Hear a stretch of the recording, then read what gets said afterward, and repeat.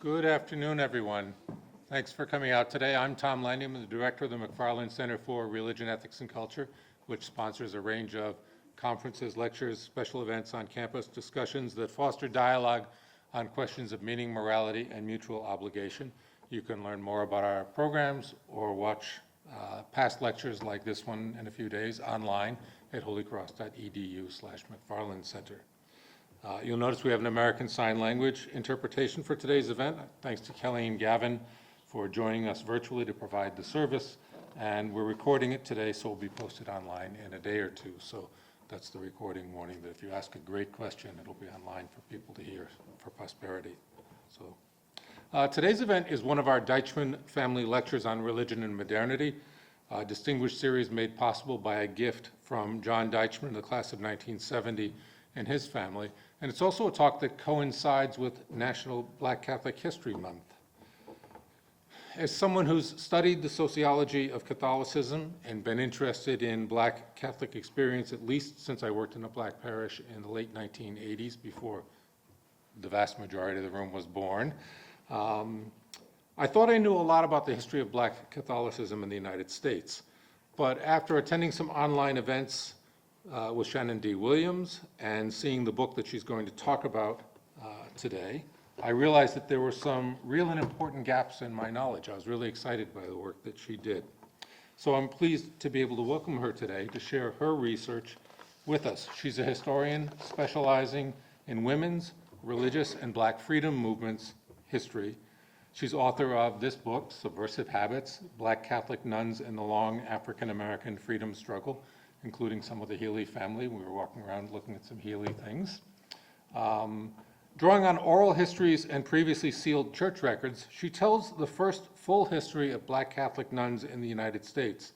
Not only is it fascinating history, but she's an exceptional speaker, so we're in for a treat. And I think anyone who would think of maybe just Black Catholic nuns as kind of a peripheral category, you come away reading the book, reading that it tells us a lot more about American history, about Catholic history, than one might think.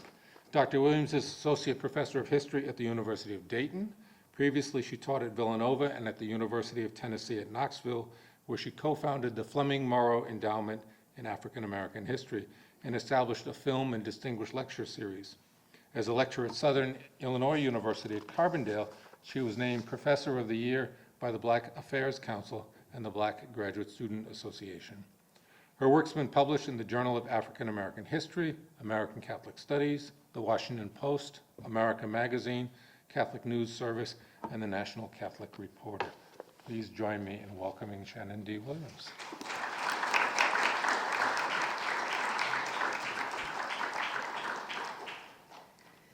Thank you so much for that introduction, and thank you all for being here today.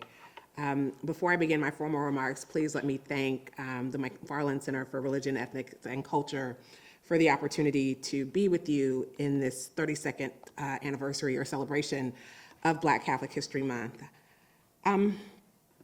Just to give you a bit more background on this actual month, for those of you who may be unaware, on July 24th, 1990, members of the National Black Catholic Clergy Caucus, who were meeting in convention at Fordham University in New York, voted to designate November to celebrate the long and rich history of Black Catholics in the global church. They selected November for a host of reasons. Obviously, we celebrate All Saints Day and All Souls Day, and they wanted to acknowledge those who were lost as a result of the transatlantic slave trade, as well as selecting it because two of the church's perhaps most famous African-descended saints also have special days in November. In the case of St. Augustine, an early church father and doctor, his birthday is in November, and also the feast day of St. Martin de Porres, who is the first saint of African descent, is in the month of November. And with you today, I'm very happy to be talking about the history of Black Catholic nuns, because it was indeed Black sisters who were the first representatives of the Catholic Church to celebrate and to teach Black and Black Catholic history within church boundaries. When Negro History Week was founded in 1926 by Dr. Carter G. Woodson, who built on the work of Black women teachers who were teaching Black history in their respective schools, Black sisters were very much a part of that story, but even before the founding, we know that they are teaching Black history in their schools. So it's wonderful to be here with you today and to introduce you to the work that I have focused on for the past 15 years. So my book, Subversive Habits, again provides the first full historical survey of the lives and labors of Black Catholic sisters in the United States. But just to give you a sense of how I came to the project, it actually began when I was in graduate school, attempting to make a sense of what I consider to be a very extraordinary news story and photograph that I stumbled upon in 2007. At the time, I was in Rutgers Alexander Library in the basement, going through microfilmed editions of Black-owned newspapers in search of a paper topic for my seminar in African American history. And while scanning through a roll of the Pittsburgh Courier, I encountered something that stopped me in my tracks. A 1968 article announcing the formation of a Black Power Federation of Catholic nuns called the National Black Sisters Conference.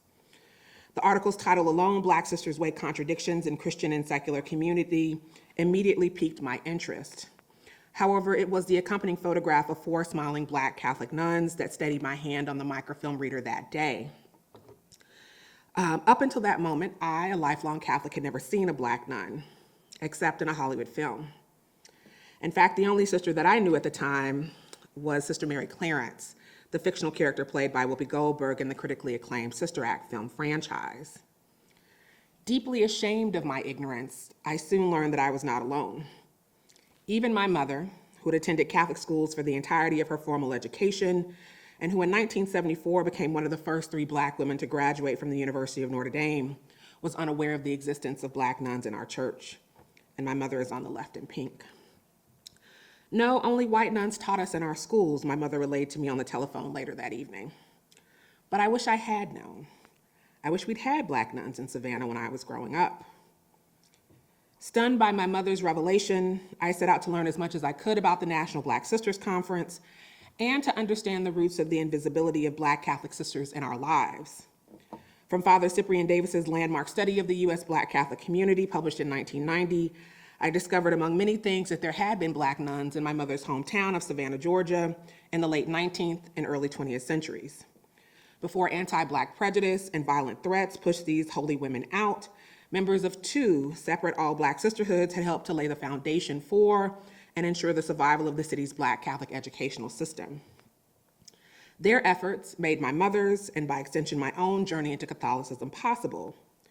Yet the white nuns and priests who taught my mother, and hundreds of other Black children in Savannah during America's civil rights and Black power years, never once alluded to Black sisters in their lessons. According to my mother, her white educators did not teach any Black history or art either. And after calling and writing a host of Catholic institutions to track down some of the sisters and ex-sisters who established the National Black Sisters Conference, I finally began to understand why. The stock of America's Black women who've dared to be poor, chaste, and obedient is largely untold, wrote Sister Mary Shawn Copeland in 1975. It is an uneasy story, not only because it is rooted in the American dilemma, racism, but also because the position of a woman in an oppressed group is traditionally delicate and strategic. Now, by the time that I interviewed her, Dr. Copeland was a distinguished professor at Boston College and the first African-American president of the Catholic Theological Society of America. She had also been out of religious life for 13 years. In the 1960s and 1970s, however, Dr. Copeland, who was the first African-American Felician sister in Detroit, Michigan, and later an Adrian Dominican nun, had been one of the conference's most visible leaders. She had also done more than anyone else to preserve the organization's memory in the face of marginalization and erasure. In addition to publishing the first scholarly article on the National Black Sisters Conference, Dr. Copeland in the early 2000s arranged for the deposit of the organization's papers at Marquette University. I'm so glad you're interested in the Black Sisters Conference, Dr. Copeland expressed to me during our first conversation. We've been waiting on someone to tell this story. While Dr. Copeland's willingness to share her experiences with me proved pivotal, it was Dr. Patricia Gray, the National Black Sisters Conference's founding president and one of the 4 nuns featured in that Pittsburgh Courier photograph, who radically changed my book's focus. Routinely described by her male and female peers as one of the most intellectually talented and charismatic Catholic sisters of her generation, Gray, who was known in religion as Sister M. Martin de Porres, had been the conference's heart and soul in its formative years. As Pittsburgh's first Black religious sister of mercy and the conference's leading public voice, Dr. Gray had also been the face and force of what people were calling the new Black nun. However, in 1974, Dr. Gray abruptly departed religious life and stopped giving interviews related to the National Black Sisters Conference. And just to give you a sense of how invisible she became, the producers of the film documentary series Eyes on the Prize tried to contact her and she said no. But during our first conversation, she finally said yes. "I don't like to look back," she frequently repeated during the first of our many conversations over the years. However, after I presented Dr. Gray with a recently published book on Catholic sisters' activism in the Black freedom struggle, she quickly changed her mind. Visibly frustrated by the book's erasure of Black sisters' vanguard activism in the Catholic fight for racial justice, its cursory mention of white sisters' longstanding practices of white supremacy and exclusion, and its glaring omissions about the one Black nun briefly discussed in its pages, Dr. Gray quietly stood and departed the room. Several minutes later, she returned with a treasure trove, her personal archive from her tenure in religious life. In handing over the materials, Dr. Gray revealed that in the 1970s, the conference's executive board had desired to publish a book documenting Black sisters' history in the United States. She also lamented the enduring invisibility of Black sisters' lives and labors in church and wider American history. Then, in her great wisdom, Dr. Gray gently encouraged me to consider expanding my attention to the mostly unsung and under-researched history of the nation's Black sisterhoods. We, the National Black Sisters Conference, were not the first Black sisters to revolt in the church, she quietly declared. If you can, try to tell all of our stories. So in my book, I recover the voices of a group of Black American church women whose lives, labors, and struggles have been systematically ignored, routinely dismissed as insignificant, and too often reduced to myth. For 13 years, I sought the untold stories of the nation's Black Catholic sisters, and I found no accounts bearing any resemblance to the fabled Hollywood tale of Mary Clarence. I also failed to encounter Black sisters whose lived experiences confirmed many of the existing narratives of American Catholicism or the master story of Catholic sisters in the United States. Instead, from a host of widely ignored archival sources, previously sealed church records, out-of-print books, periodicals, and over 100 oral history interviews, I bore witness to a profoundly unfamiliar history that disrupts and revises much of what has been said and written about the U.S. Catholic Church and the place of Black people within it. Because it is impossible to narrate Black sisters' journey in the United States accurately and honestly without confronting the Church's largely unacknowledged and unreconciled histories of colonialism, slavery, and segregation, I address these violent systems of power and exploitation, as well as their perpetrators, male and female, directly. In so doing, my book recovers what I consider to be an overlooked chapter in the history of the long African-American freedom struggle, a tradition of sustained Black Catholic resistance to white supremacy and exclusion that most scholars argue does not exist. When confronted with the silence past, the greatest responsibility of the historian and the most radical thing any person can do is to tell the story that was never meant to be told. So my book marks a new starting point in historical truth-telling in the Catholic Church and wider American society. For far too long, scholars of the American, Catholic, and Black past have unconsciously or consciously declared, by virtue of misrepresentation, marginalization, and outright erasure, that the history of Black Catholic nuns does not matter. In offering the first full survey of Black sisters' lives and struggles in the United States, my book unequivocally demonstrates that their history does matter and has always mattered. And indeed, it is partially dedicated also to Dr. Patricia Gray. For the over 2,500 African-American women and girls who we know have entered religious life in the United States, over 75% of those women entered the nation's historically Black orders that were organized specifically in response to the refusal of the nation's earliest European and white American sisterhoods to accept Black women into their ranks. In the history of the United States, there have been at least 8 historically Black sisterhoods that we can identify. Of these 8, all were founded in the South, and all but one were or were slated to be teaching communities. That being said, though, even though we have the earliest documentation of African American women going into religious life in 1824, we do know that those sisters were not the first to seek admission into religious life. Indeed, perhaps the greatest testimony that we have to the ferocity with which white communities rejected African American vocations is the fact that we cannot say with any certainty who the nation's first Black Catholic sister was. We do not know her name, and we do not know the exact circumstances of her life, only that, in fact, those that go in 1824, for which we have documentation for, were not the first. We know that in 1819, the foundress, U.S. foundress of the Society of the Sacred Heart, receives a letter from a priest in New Orleans with support from the bishop, the inaugural bishop of the Louisiana and 2 Floridas, remarking about a group of girls of color who are desiring religious life, and there is concern about whether or not they will be able to enter religious life, and they ask the U.S. foundress of the Society of the Sacred Heart, Saint Philippine Duchenne, to consider admitting those women into her ranks. And while she does consider that, giving them the habit of her community, she will only consider accepting them at a 3rd rank below their sisters who were relegated to domestic labor, so only at a 3rd-class rank.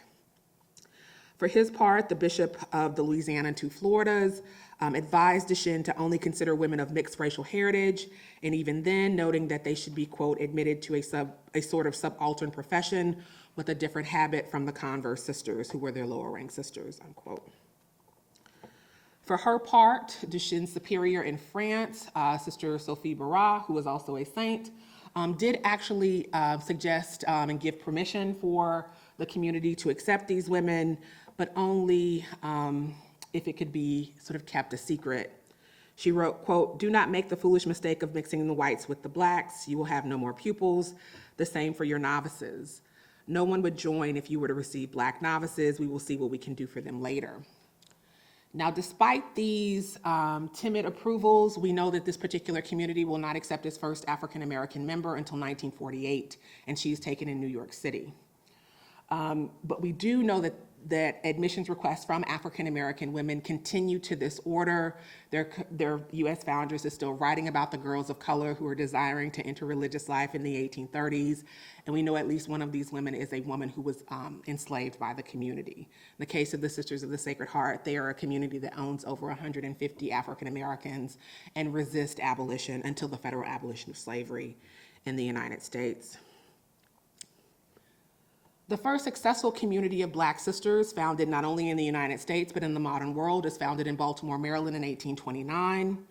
The Oblate Sisters of Providence is born of the Haitian Revolution, specifically with the outbreak of the slave rebellion in Saint-Domingue that becomes Haiti.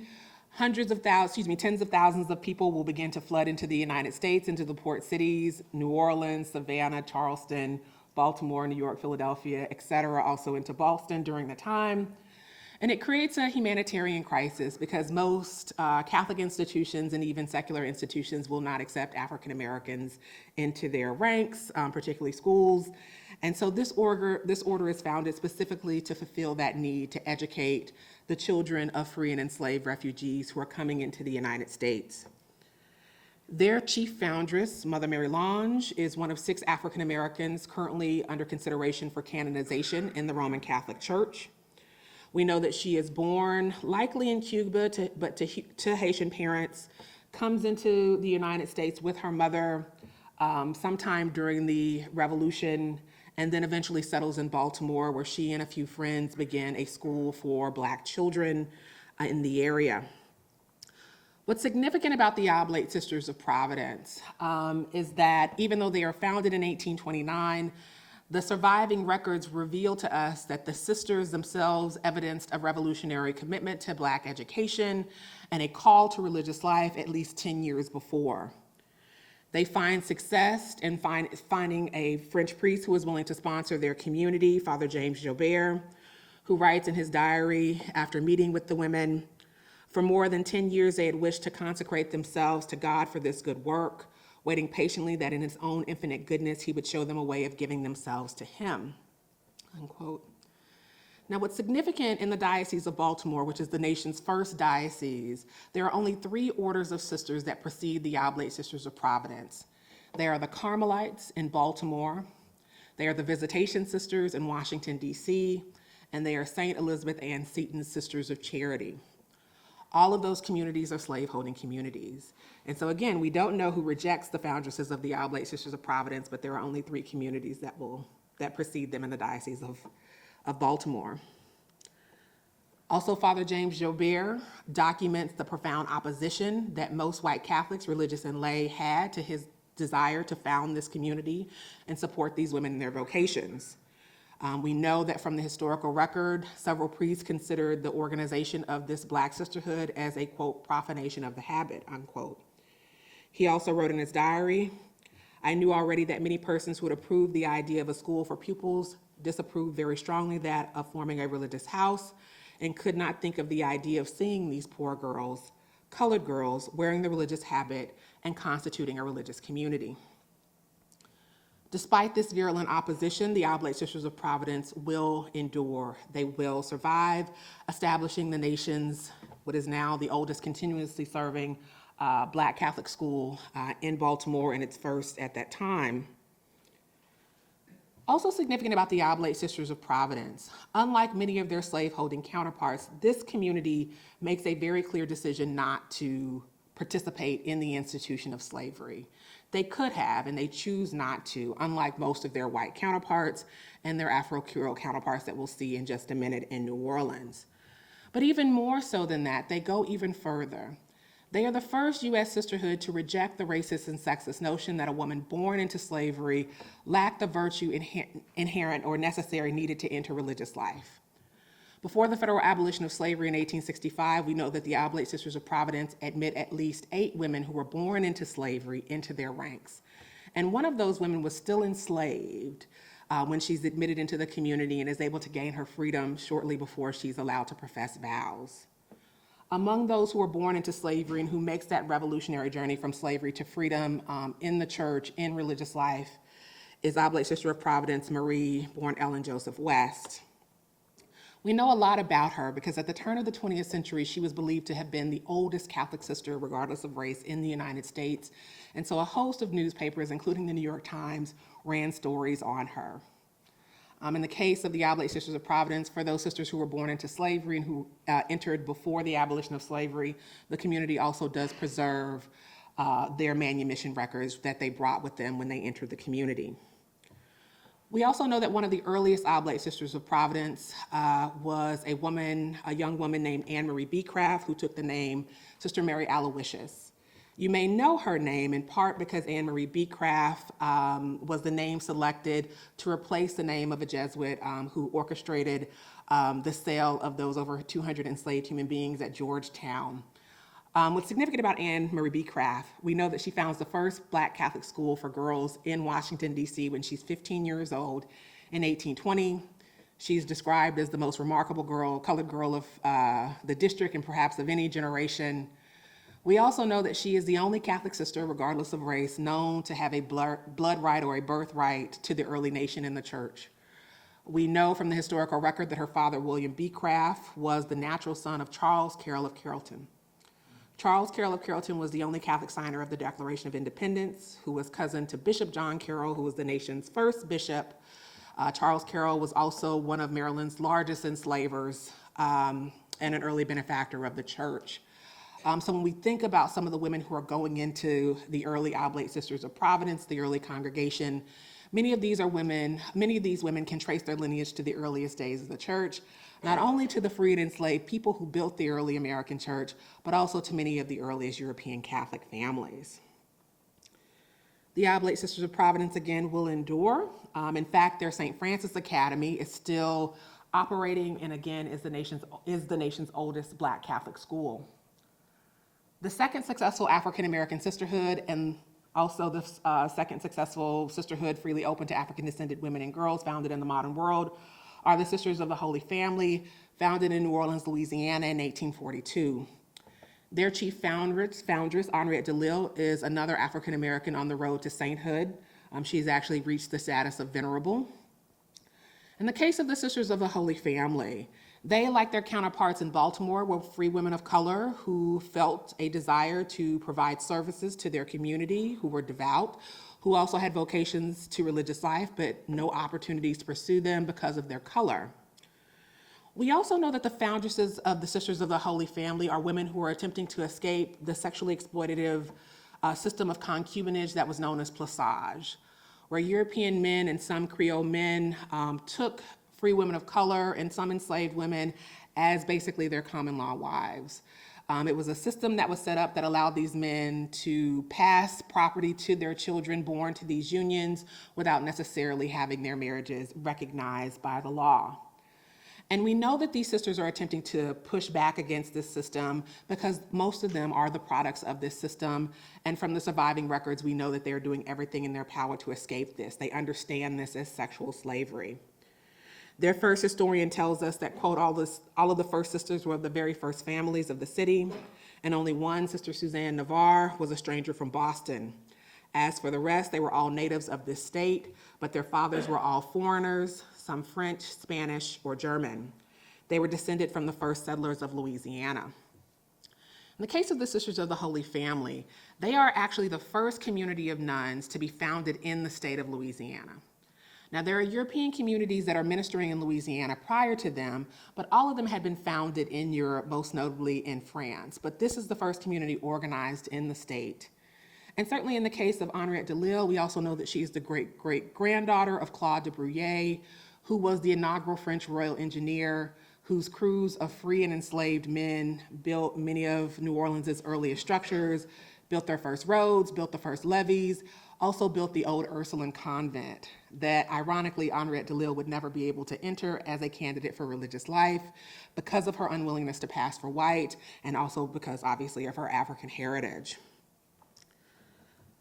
We also know that unlike their counterparts in Baltimore, the Sisters of the Holy Family are denied the ability to wear habits, religious clothing signifying their consecrated status, that the bishop and then later Archbishop of New Orleans denies them that sort of respect to identify them as sisters.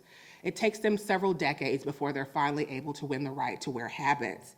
And eventually, when they do win the habit, they also run into great opposition. Their historian tells us, "We had a very hard time, for we had many enemies who wanted to degrade our dear little community as poor as we were. We were persecuted by the Sisters of St. Joseph in this city. They tried all they could to make us take off our habits. That was after 45 or 50 years that we had worked and suffered to have a religious habit. No one would think we were anything if we were not dressed in the holy habit." And in this particular case, after they win the right to wear habits, the Sisters of St. Joseph, who arrive and begin to minister in New Orleans after the Sisters of the Holy Family, believed that their new habit was too similar to that of their lay sisters, their lowest rank sisters. And so they fought and did everything to ensure that they had to change the habit so that the Sisters of the Holy Family would be recognized as the sisters of the lowest rank in the archdiocese, despite the fact of their historic founding in the city. They will survive as well. And what's significant about this community, now like their European and white American counterparts, we do know that the Sisters of the Holy Family, at least two members, are slaveholders, they are enslavers. They likely inherit at least one or two people from their families. In the case of Henriette DeLille, we have the record from her last wills and testament, sort of documenting her trying to protect the woman who she owns and trying to ensure her freedom. And in the case of the second foundress, we don't know what happens to the mother and child that we have records that she owned. We also know that they had support from a French lay woman who likely may have joined the community, but she would have had to do it very secretly because technically women of different races could not live equally in the same space in New Orleans at this time. We also have in the historical record that she brought at least one or two enslaved people to the community in its early years. But after the federal abolition of slavery, we know that the Sisters of the Holy Family, who had always ministered to free and enslaved people, began to buy up properties in New Orleans that had been associated with the sins of slavery. One of the first properties that they buy is a former slave trader's pen, in which they sort of say this was a place where many crimes had been committed, and they turn it into one of their earliest schools. Here, this photograph that was taken by the great Dr. W.E.B. Du Bois and put on display at the World's Fair in Paris in 1900 is taken at what was then their mother house at 717 Orleans Street in New Orleans. It was the site of the former Quadroon Ballroom, where women of their color and caste would have been sort of expected to sort of find these partners in this system of plissage, in this system of concubinage. They buy the property after the Civil War, and they turn it into their mother house and the site of their famous academy, St. Mary's Academy, which is still operating. The third African-American sisterhood that is still with us are the Franciscan Handmaids of Mary, founded in Savannah, Georgia in 1916. This particular community is the only U.S. sisterhood that we know that was organized in direct response to a Jim Crow law. In 1915, a white Georgia state legislator put in a bill that would have barred white teachers from teaching black children and black teachers from teaching white children, and had it passed, black children would have been barred from the Catholic schools in Savannah, Georgia, because there were no black sisters ministering there at the time. In response, a white priest who was ministering in the area put out requests to the black sisterhoods to see if they could send sisters in to ensure, to maintain African-American access to Catholic education.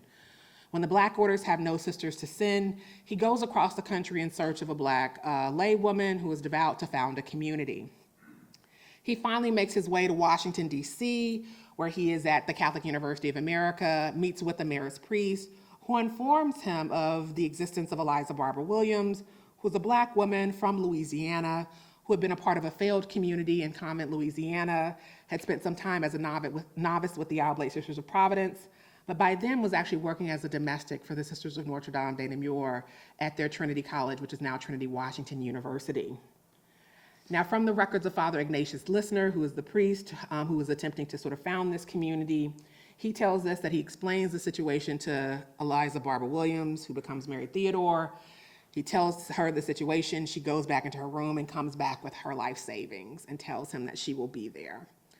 And within 6 months, she is in Savannah, and within a year, she has recruited several women into the community. And in the case of the Black sisterhoods as well, they are not only recruiting Black women, devout Black women who have expressed calls to religious life from the United States, that the African-American sisterhoods are always multi-ethnic and multilingual. They are not only preserving the vocations of Black women denied admission into white communities in the United States, but also those denied admission into Canada, into Latin America, and the Caribbean as well. Now, in the case of the handmaids, they will actually be run out of Savannah by 1923.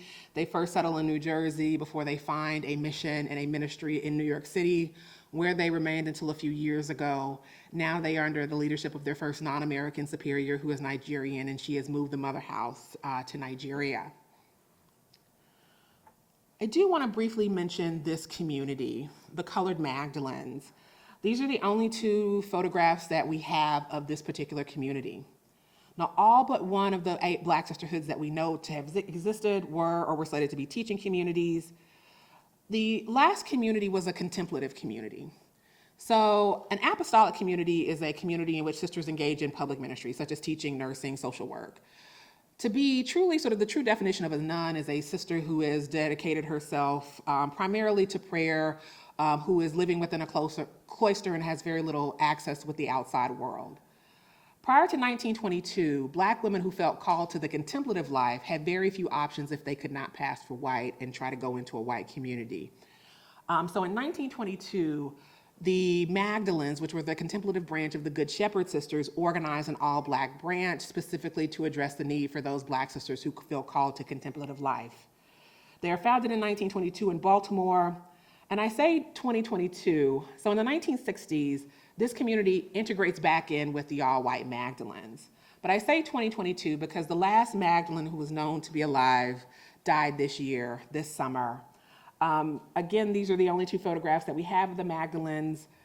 The community does not have any archives, but that one sister, Sister Nellie Hawkins, entered in 1955 and was able to help me identify most of the women in this image. Otherwise, we don't know that much about them. A core aspect of my book is specifically looking at that long struggle to desegregate the nation's historically white and white ethnic sisterhoods. In the 19th century, we do have examples of African-descended women going into religious life, and in some cases, even leading white communities. Overwhelmingly, these are women who are racially ambiguous and who can pass, maybe for white, but you don't necessarily need to pass for white, but just simply pass as non-Black. Because most white communities would take Native American women, they would take Latina women, they would in fact take women of Asian descent. Blackness is the bar. So if you just looked like something else, you could, in some cases, gain admission, even though that was always a tenuous situation. In the case of this sister, Mother Teresa Maxis Duchemin, she was not only a foundress of the Oblate Sisters of Providence, but she is also the chief foundress of the Sister Servants of the Immaculate Heart of Mary, the IHM Sisters, a community of distinguished educators that operate 3 colleges in the United States. So this community comes about, and it is in fact the first community of sisters in the state of Michigan, comes about in 1845 after the Oblate Sisters of Providence run into their first major crisis after the death of Father James Jobert. They lose their support, their priest who is supporting them within the Archdiocese of Baltimore, and the new Baltimore Archbishop tells the sisters that they should go back into the world and be maids, and he intentionally tries to suppress the community. Now, they do find a Belgian priest who is willing to step in to ensure their survival, but in the moment of crisis, 3 members decide to leave, and they sort of receive and want to answer requests to start a community in a school for girls in Michigan. 2 members leave, and when they get to Michigan, they realize that they can only found a white community. And so they send word back to the 3rd member who's darker, and they tell her not to come because her color will reveal them. They go on to found their community, and Mother Teresa Maxis Duchemin drops her mother's sort of adopted name. She starts going only going by Mother Teresa Maxis, and begins to expand her community. But she's kind of headstrong, she's very independent, she's very successful, and she begins to run into a lot of problems with the bishops. She actually begins to expand her community into Pennsylvania, causing so much concern that she eventually is going to leave her community in hopes of saving it and bringing it together. But in the process, we know from the record that the bishops not only have a problem with her, not only because she's independent, but also they are oftentimes referring to her racial heritage and referring to her in racially derogatory ways. 2 bishops writing to each other in 1859 before she goes into exile. I tremble when I think of the impression which we made when our good people discovered that their daughters have been sent to be placed under a mulatto superior. I do not think we are yet ripe for such an anomaly. And in fact, she goes into exile, she's with the Grey Nuns of Ottawa, Canada, and then she comes back as an older woman, she dies with her community, but then her community makes a decision to erase their African American roots. They cite their 3rd member as their chief foundress. And save for one sort of public sort of acknowledgement in the 1940s, they very successfully sort of erase their heritage. In fact, they deny people access to their archives because they fear that they will find out that their 2 earliest members were Oblate Sisters of Providence, meaning that they were women of color, women of African descent. In fact, in 1928, when a priest in Brooklyn, New York actually sort of finds out about Mother Teresa Maxis Duchemin and he wants to launch a campaign for her canonization, he runs into barriers with the archives that no one will give him access. One superior writing in response to this request puts it very bluntly. We are convinced that silence is the fairest, wisest, and most agreeable way of committing to oblivion this subject. Not until the 1990s did the community formally acknowledge their African American roots.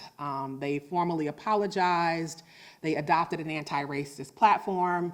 And one of the first things that they did was that they opened up their archives to document exactly what they had done over the years to erase or attempt to erase their African American heritage.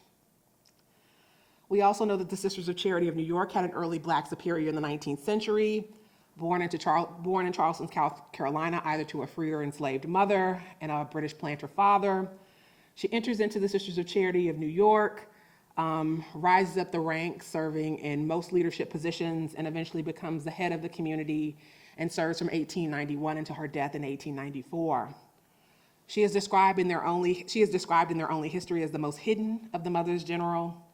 What we know from the oral history is that after her death, one of her successors who learned about her African heritage went into the archive and, according to the oral history, destroyed everything related to her except her prayer book and her rosary. I was invited by the Sisters of Charity of New York several years ago to their mother house where they confirmed that piece of their oral history, but they also let me know that not everything was destroyed, and among many things that survived was a photograph of her here. For Black women who could not pass for white, they were all forced to leave the United States to enter into religious life. This is Frederica Law of Savannah, Georgia, who entered into the novitiate of the Missionary Franciscan Sisters of the Immaculate Conception in Rome in 1880. She becomes ill. She actually passes away and is buried in Rome, but she's allowed to profess her vows on her deathbed, and she takes the name Sister Benedict of the Angels. This is Frances Johnson of Baltimore, Maryland, who leaves the United States to enter into the novitiate of the Franciscan Sisters of Mill Hill in London in 1885. Although she believes that she is going to be accepted on an equal footing, they only allow her to serve and train primarily as a tertiary, primarily like a lay sister. That was also true for Frederica Law. This is Mother Matilda Beasley, who founds the first community for Black women in Georgia, specifically in Savannah, in the late 19th century.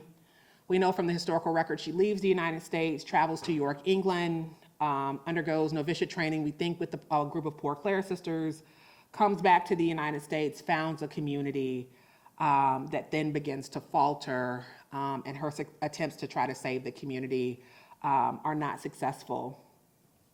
But nonetheless, another example.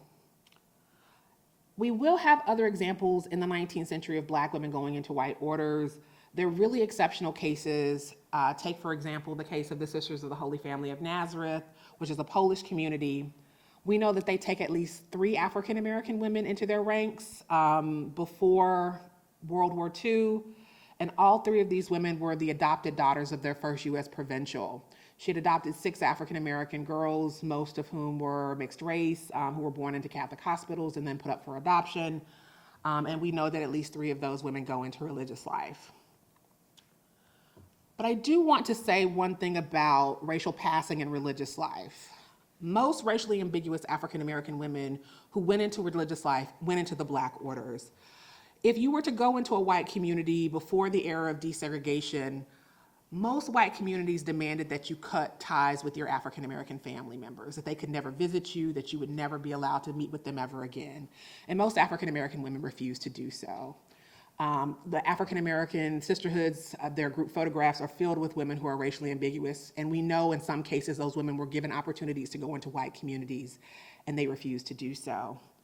Perhaps the most famous of the examples, or the most notable of the examples that I've come across, involves Rebecca Clifford, who was educated by the Sisters of the Blessed Sacrament at their boarding academy for Black girls and Native American girls in Rockcastle, Virginia, St. Francis de Sales. We know that in 1905, she rejects an offer to enter into a white sisterhood on the condition that she pass for white and cut ties with her visibly Black mother. In this particular case, she has an older brother who is trying to leave Virginia, and he wants to pass for white, and he's going to Philadelphia, and he doesn't want to leave his sister behind. And so he works with a white priest to find a community of white sisters who will accept her, but that is the condition of the community. And she says absolutely not. She instead joins the Oblate Sisters of Providence and is one of their most distinguished superiors. What's significant is that we have from the historical record exactly why she chooses not to do so. She tells her former teacher, that I should not have my mother visit me, I think positively wrong and not the will of God. My mother is making a great sacrifice in giving up her only daughter to God. She is doing it most willingly. Should I impose an unnecessary sacrifice upon her? My decision in this is that the white people have many to work for them, but the colored people have very few. They are my own people, and I think God wants me to give them the first place, and I don't think that I would be blessed if I were to do otherwise. And this indeed is the sentiment of most African-American women, regardless of their color, their skin tone, that they remain in the African-American community, that these decisions ensure the survival and growth of the African-American sisterhoods, and they evidence a revolutionary commitment to racial justice through Catholic education that we see play out in the work of the Black sisterhoods. And they also serve as essential counterpoints to the more famous cases, not only of the IHM foundresses, but also of the Healy siblings, who is a family that many of you should know, born to an enslaved mother and a white planter, sort of an Irish planter father in Georgia. Several of the brothers go into religious life under the nation's first African-American priest. All 3 Healy sisters go into religious life. One sister leaves, but the other 2 remain in religious life. But in those cases, they are also attempting to maintain a social and political distance from the African-American community. Most African-descended people who can pass for white who are racially ambiguous refuse to do that, and they make the decisions along the lines of that, of which Rebecca Clifford makes. Such is also the case of Sister Frances Davis, who was an early Mary Knowles sister. She was the 14th Mary Knowles sister. She was actually the congregation's first treasurer and would be in that earliest group of Mary Knowles sisters, I think maybe the first or second, that go and begin to minister in China. What's significant about her is that she passes for white in the community, but when they decide to admit her, they are sort of considering whether or not they should ask her to sort of cut ties with her visibly black family members, a stepfather, and a half-sister. And they document in their records that she said she would never do that. She would never be cut off from her family. They express admiration for her, and she's allowed to remain in the community. What's interesting is, until a few years ago, if you went to their website, she was not identified as an African-descended woman. In fact, they said their first black member came in 1956, and who was Geneva Lassiter. But in fact, that wasn't true, and only recently have they acknowledged and identified her as their first black member. That being said, not all communities were willing to sort of live with racially ambiguous black women. Some women get caught passing for white and removed from communities. Such was the case for Mildred Dobier, who was born in Mobile, Alabama. She enters into the Religious Sisters of Mercy in St. Louis in 1929.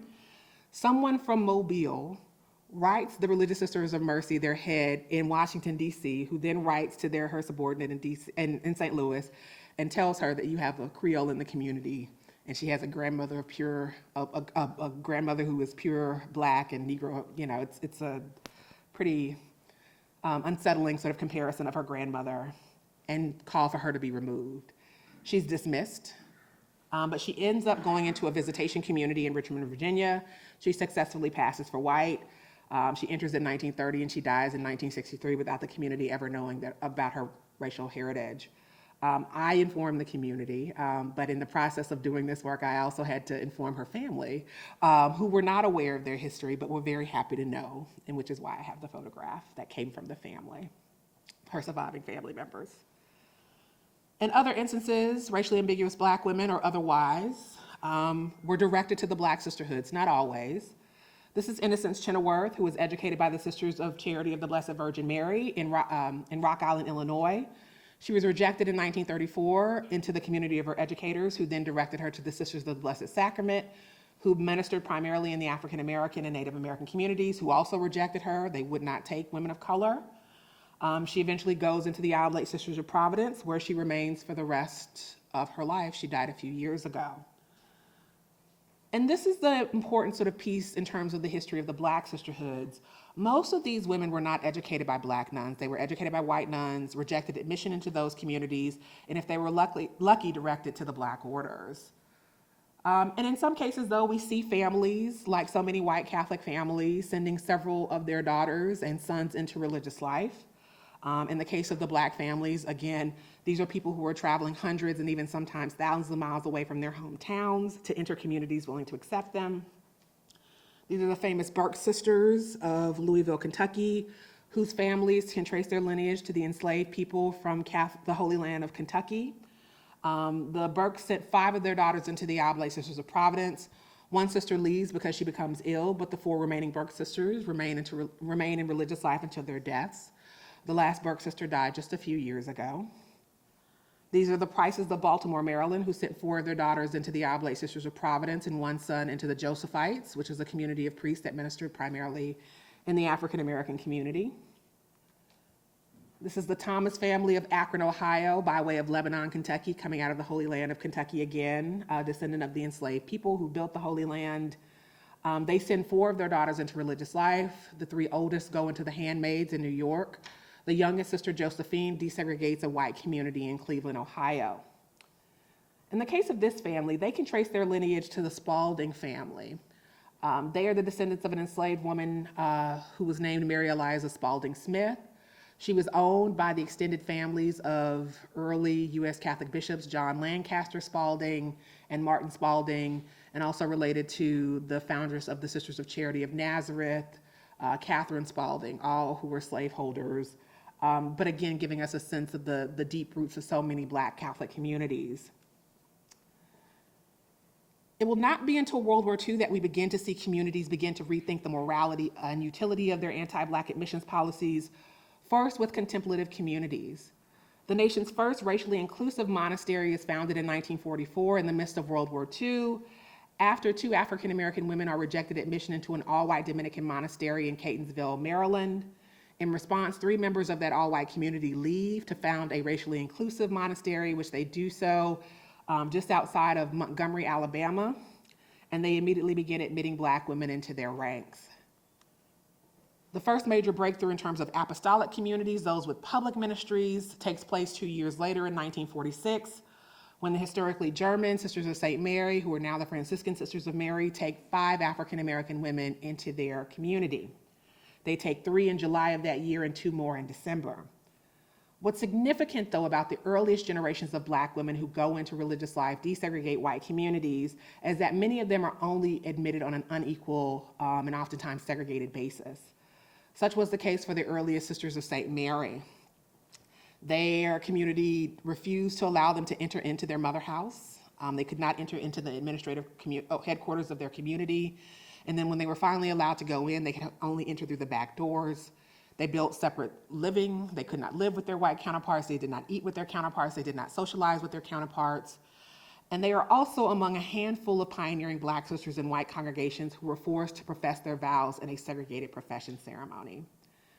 In fact, we have a photograph of that ceremony. So if you've never seen this, some women on the day of their professions were told that they could only profess their vows in the sacristy. Their parents could not be there. In this particular case, though, this was a celebratory event because this community was making this breakthrough, even though it was a segregated profession. This particular photograph is contained in the archives of the Catholic University of America. And I interviewed one of the women who made this segregated profession, and I didn't realize I had the photo for years. And then even after I realized I had the photo, it took me another year or 2 to recognize these 2 nuns who are sitting here. These are Oblate Sisters of Providence. The Oblate Sisters of Providence are called to the Archdiocese of St. Louis in the late 19th century, specifically to minister to the longstanding African-American Catholic community in St. Louis, most of whom are former slaves or the descendants of the slaves of the church.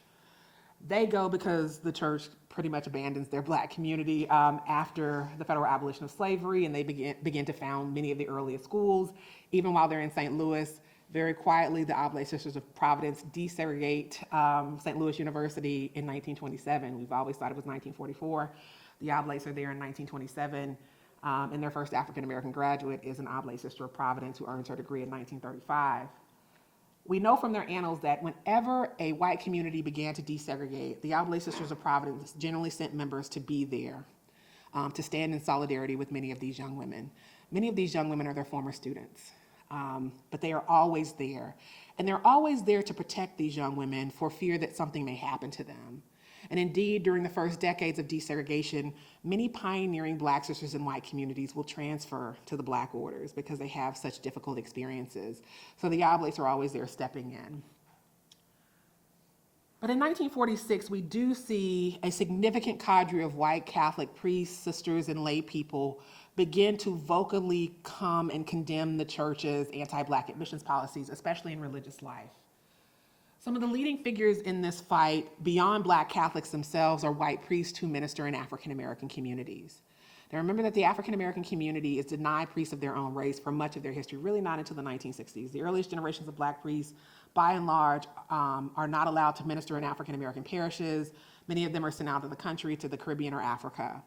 And so it is going to be white priests who begin to advocate on behalf of Black women and girls in their parishes.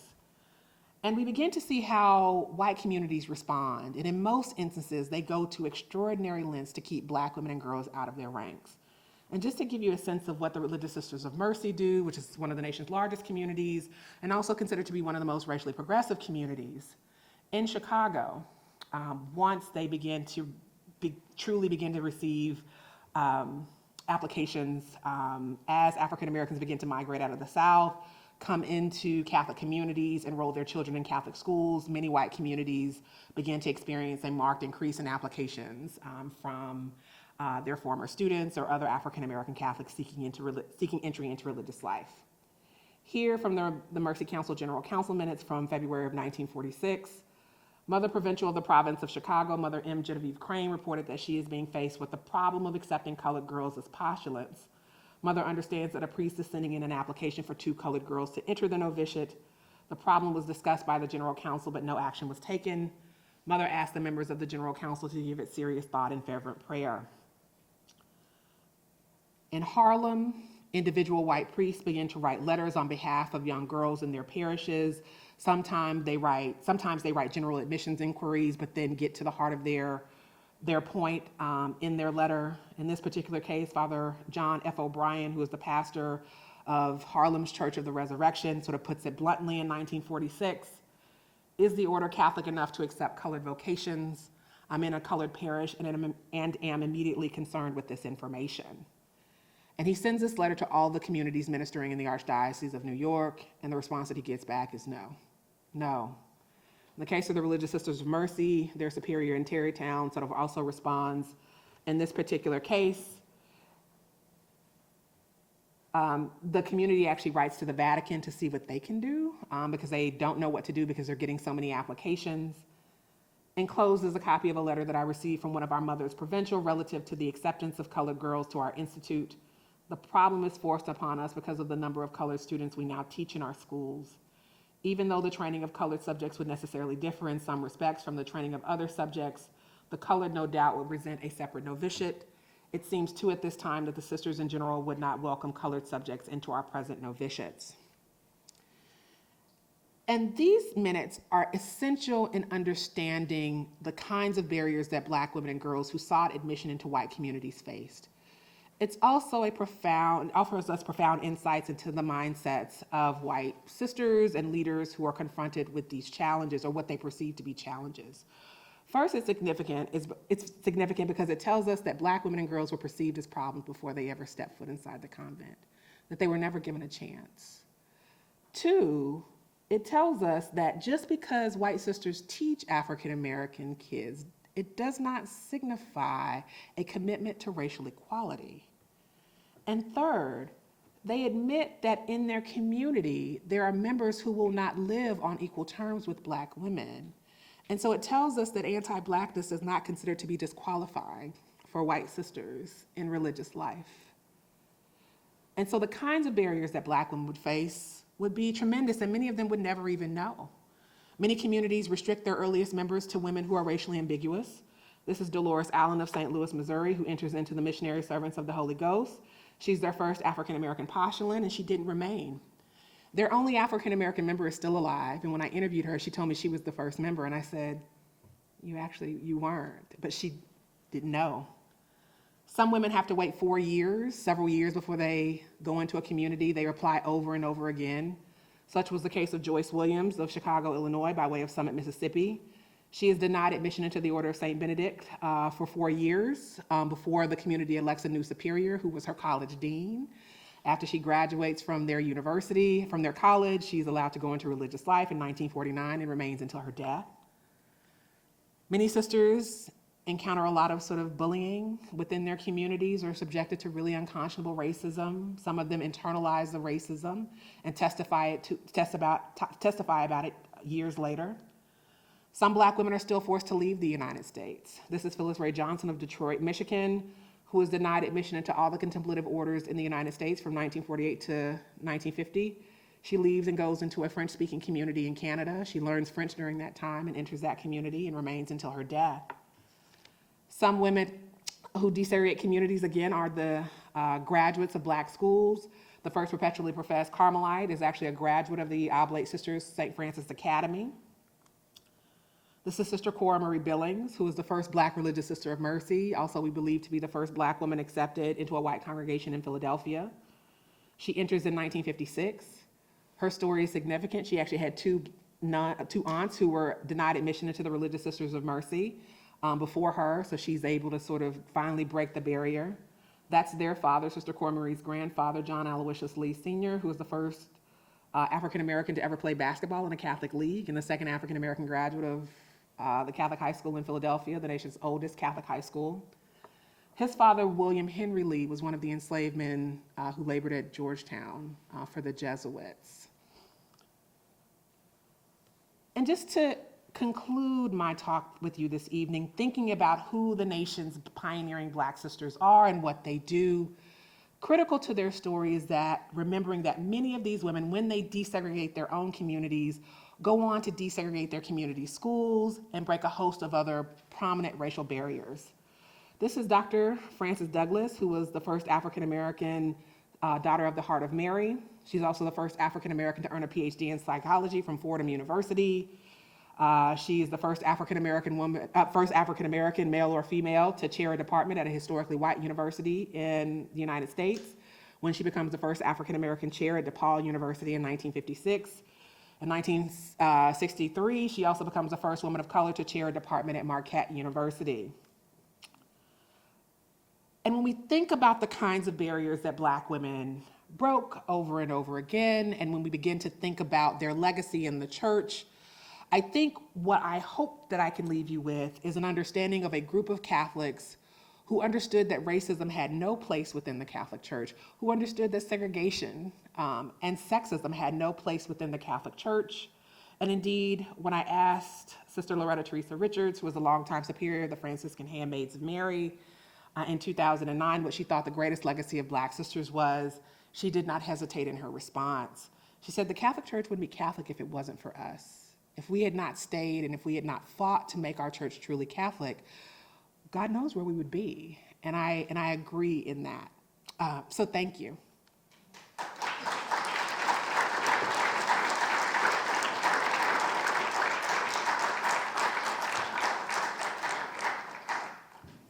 Hi. So that last quote, the Catholic Church wouldn't be Catholic if it wasn't for us, really stuck out to me.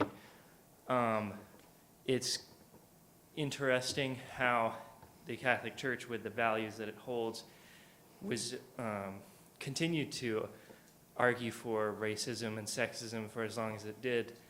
Do you have any idea of how it rationalized these arguments and the treatment of these people? You know, it's a wonderful question. Thank you so much for asking it. Let me say first and foremost, there was no rationale for it. What's significant in this moment, and why when I give these presentations, so many people ask, well, why did Black Catholics stay? Why would you stay in a situation? Why would you attend a church where you're forced to the back of communion lines, where you allow a priest to put on gloves before he offers you the Eucharist, even though there are oftentimes Black lay women or Black nuns who cook and clean for the priest, but who would then subject these women to this. And what's important is, for Black Catholics, they understand church law. They also understand the social teachings of the church. So when you ask people why they stayed, they understood that this was never okay. But there is also an understanding within the leadership of the church that it's not okay. Chapter 2 of my book specifically focuses on the roles of the nation's African American sisterhoods in desegregating Catholic colleges and universities prior to the Brown decision. After World War I, laws began to change across the country that required the certification of private school teachers. Before that, private school teachers did not necessarily have to have a normal certificate or a bachelor's degree.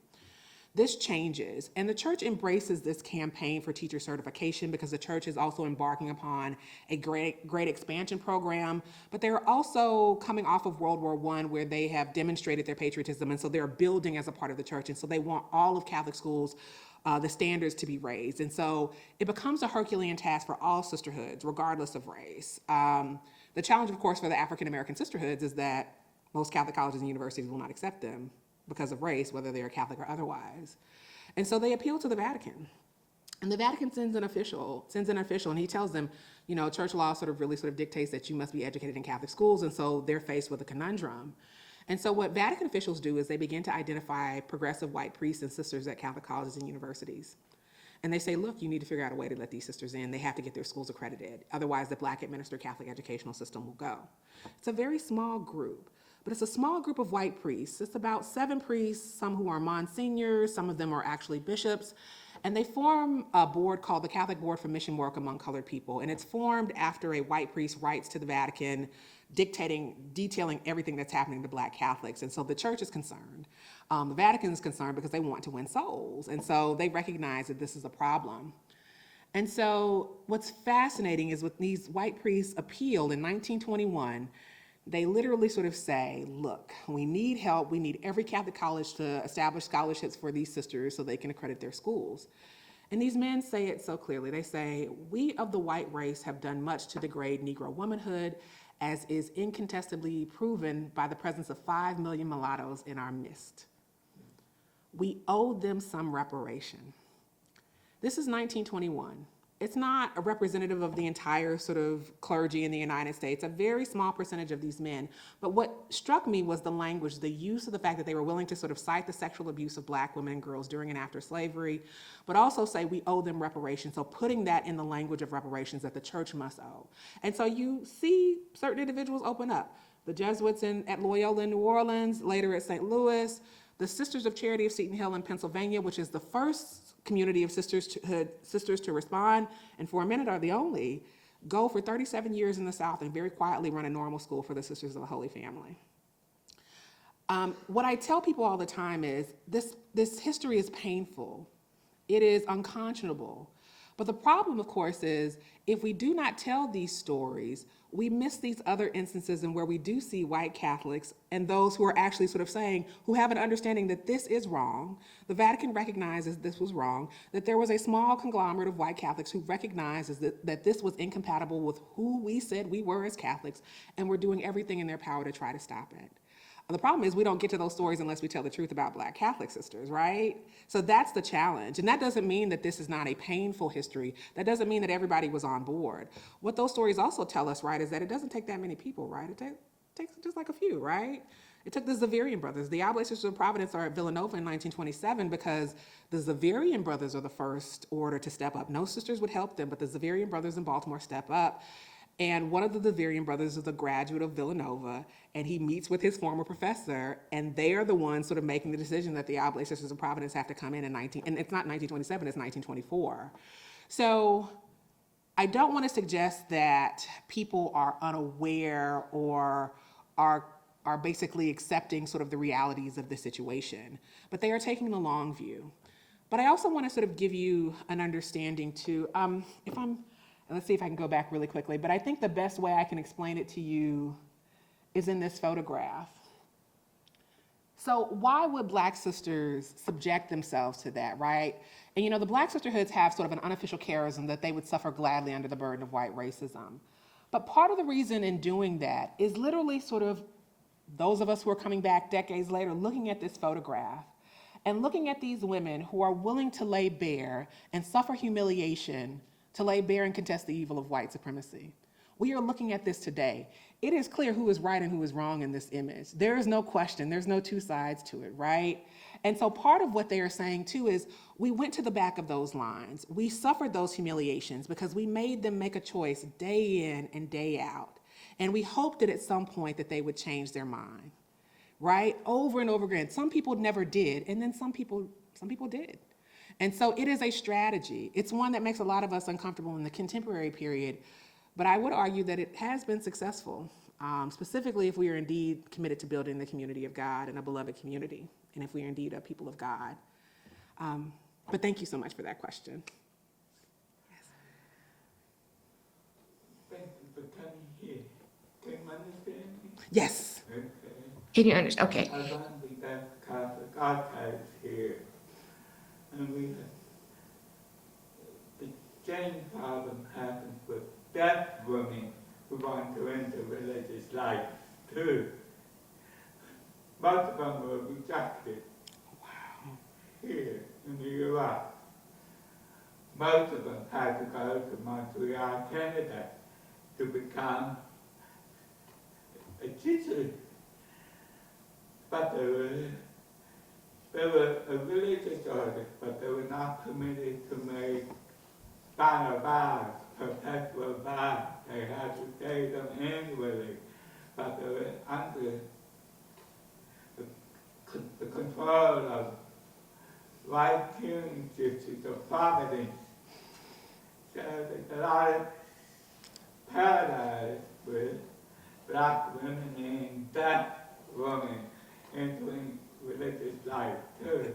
Absolutely. Thank you for sharing that. I was not aware of that, but we see it so often especially when we think, especially you look at sort of Latin America and you also look at Africa as well, oftentimes what would happen for sisters who find themselves on the margins for whatever reason, European communities or white American communities who are ministering in those spaces would found these separate auxiliary communities, right, that were unequal. I know in the case of sort of the sisters of color, like the African sisters and whatnot, they have been fighting to sort of get equal status. In most cases, they have gotten it, but there are still some communities for whom that legacy sort of shapes so much of their contemporary experience. But I was not aware of that whatsoever, but thank you. I'm not sure if I've ever read that anywhere, but it's certainly an area of research that needs to be taken up, and I would encourage anyone to do that. Thank you so much for sharing. The women's Father King, the new book that came out, reopened the Catholic Church and that culture. Okay. Thank you so much.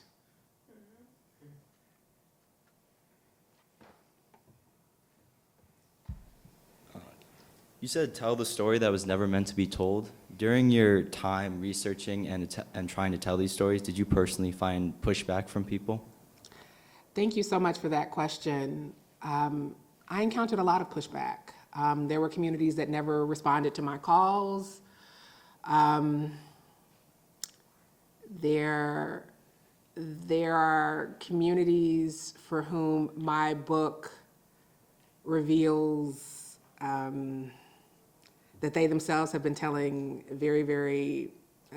that they have been engaging in false narratives about themselves and promoting false narratives about themselves. So for example, communities that own enslaved people, there's been sort of questions over those particularly who have become saints in the church, why their history of slaveholding was not included in the materials that was sent to the Vatican.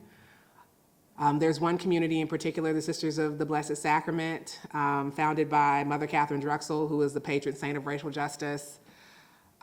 Their anti-Black and anti-Native American admissions policies were a big factor in why it took so long for Catherine Drexel to be canonized.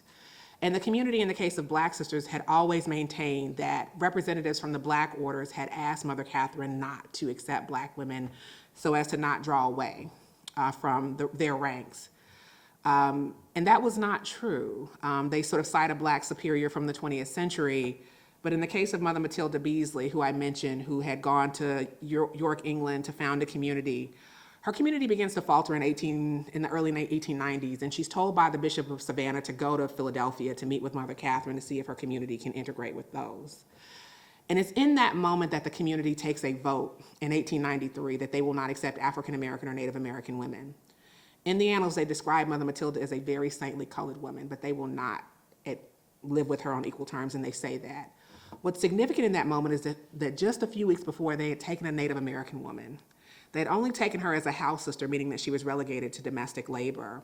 But when Mother Matilda comes and her superior and her assistant comes, they take this group vote and they will not take Native American or African American women. From then forward, they would direct the Native American women to white communities that would take them, and they would direct the Black sisters to the Black orders.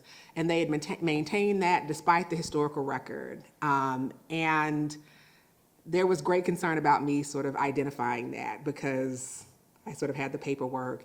And even in 1949, a member of the community, and you'll see it in my book if you see the book, she called me because she wanted to read to me from their annals that I could never get access to because I was not a member of the community, what had happened in 1949 when they finally decided to admit African American women. And the concern over that was that it wasn't the white sisters who wanted Black women. White priests were putting pressure on the community because they said other white communities are opening up. You all look terrible. And so they take the vote. It's actually a unanimous vote, but they only vote to accept 2 or 3 at a time because they do not want a Black majority to develop in the community because they are the largest community of sisters working in the African American community.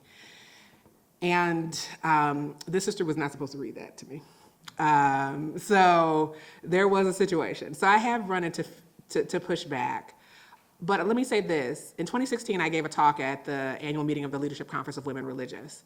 And this is when I was having a lot of problems. I could not get access to a sister's file. If a sister does not remain in religious life, 9 times out of 10, you cannot access her file. That happens with a lot of pioneering Black sisters.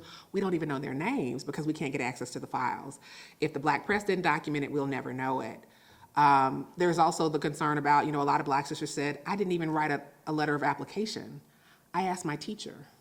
I asked the visiting vocational director, and the rejection was oral, so there's no written record of what happened. But then you have access to general counsel minutes, right, which is where all of the material is. And so I had to get special permission. And so in 2016, I was at the conference, the meeting, and when you are in a room full of some of the most powerful women in the Catholic Church who are trying to grapple with racism, I said, if you are truly committed to dealing with racism within your ranks, I need access to your records. You all need to know exactly what you did in your own communities. And so several communities came forward and allowed me to sort of meet with sisters, do presentations. And that's when the project really opened up because I could confirm so much of what the oral history had already been telling me. So yes, some pushback, some difficult pushback, but also a lot of support, which was essential to me, and I'm very grateful for it. Thank you for that question.